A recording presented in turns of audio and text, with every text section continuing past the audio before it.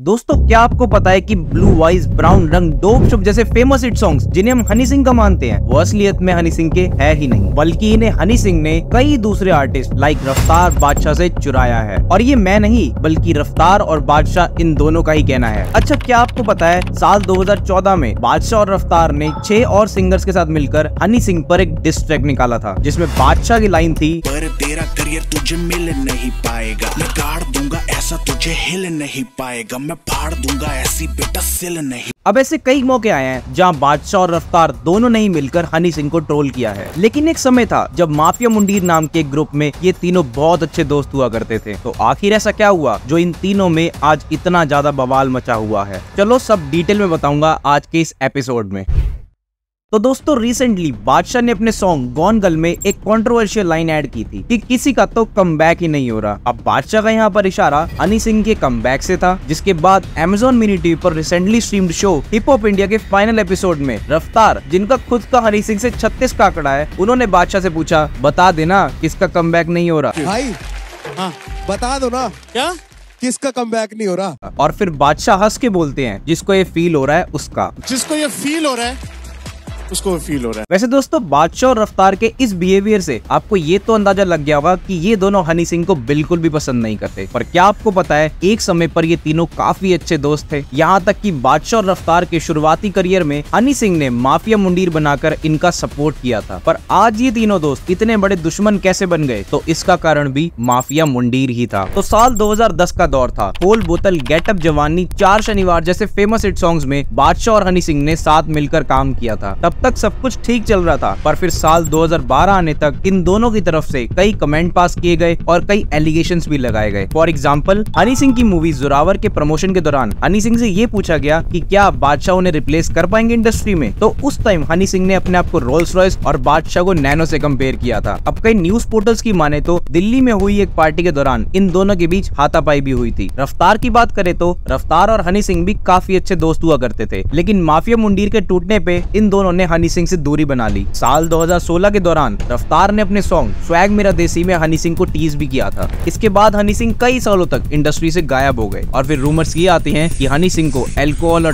की लत लग चुकी है और वो मेंटली स्टेबल नहीं है। तो दोस्तों पहले आप ये जान लो कि माफिया मुंडीर थी क्या। तो दोस्तों हनी सिंह के करियर की शुरुआत साल 2003 में पंजाबी सॉन्ग से हुई थी और साल 2011 तक हनी सिंह ने कई हिट्स दिए थे, जिसके चलते पंजाब नहीं बल्कि इंडिया और पूरे वर्ल्ड वाइड में हनी सिंह को जाना जाने लगा। उनके सॉन्ग्स ब्राउन रंग, देसी कलाकार, ब्लू आइज उस टाइम पर इंटरनेट, रेडियो और टॉप चार्ट्स पर ट्रेंडिंग पर रहते थे और इवन आज भी इन सॉन्ग्स को काफी ज्यादा पसंद किया जाता है। तो देखो हनी सिंह को पहला ऐसा सिंगर माना जाता है जिसने इंडिया में हिप हॉप और पॉप कल्चर को इंट्रोड्यूस किया था। माफिया मुंडीर भी हनी सिंह द्वारा बनाया गया एक सिंगर का ग्रुप था, जिसकी शुरुआत साल 2006 में हुई थी, जिसमें बादशाह ने हनी सिंह के साथ सबसे पहले इस ग्रुप में ज्वाइन किया था। उसके बाद हनी सिंह ने लिल गोलू, इक्का और रफ्तार जैसे कई और सिंगर्स को अप्रोच किया था। उसके बाद इस ग्रुप में कई और सिंगर्स आए और गए, लेकिन ये 5 चेहरे इस ग्रुप के साथ जुड़े रहे और इस दौरान हनी सिंह का नाम काफी तेजी से उभरा, क्योंकि उन्होंने कई हिट सॉन्ग्स दिए थे, जिससे माफिया मुंडीर की पॉपुलैरिटी भी बढ़ गई थी। अब साल 2011 आने तक इस ग्रुप में बस 2 ही बड़े चेहरे रह गए थे, हनी सिंह और बादशाह। फिर हनी सिंह और बादशाह का गेटअप जवानी सॉन्ग रिलीज हुआ और वायरल हुआ। उसके कुछ समय बाद ही बादशाह ने माफिया मुंडीर को ये कहते हुए छोड़ दिया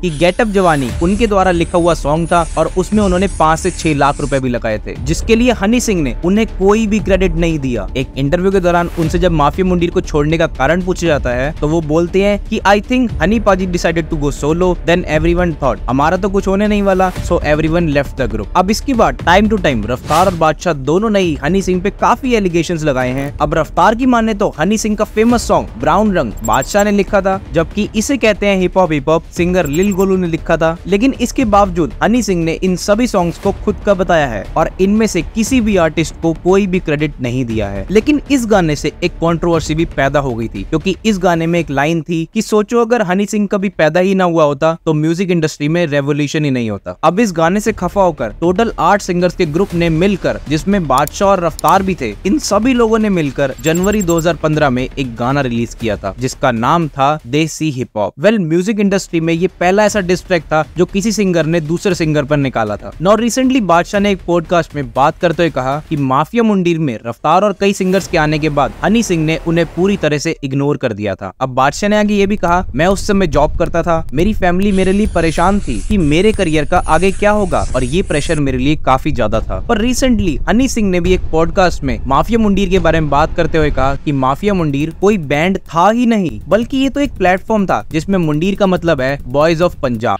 एक प्लेटफॉर्म बनाया था मैंने, कोई बैंड नहीं बनाया था। ओके। और माफिया एक आइडियोलॉजी है जिस पर मैं काफी टाइम से बिलीव करता हूँ। Ideology I believe from so many years. Mafia they sit on table with suit, they control them. फिर हनी सिंह ने ये भी मेंशन किया कि जो लड़के ये बोलते हैं कि वो माफिया मुंडीर में थे और वो मुझे हनी पाजी नहीं बोलते तो माफिया मुंडीर में कभी थे ही नहीं, अगर वो मुझे हनी पाजी नहीं बोल सकते। Which is respect your hierarchy.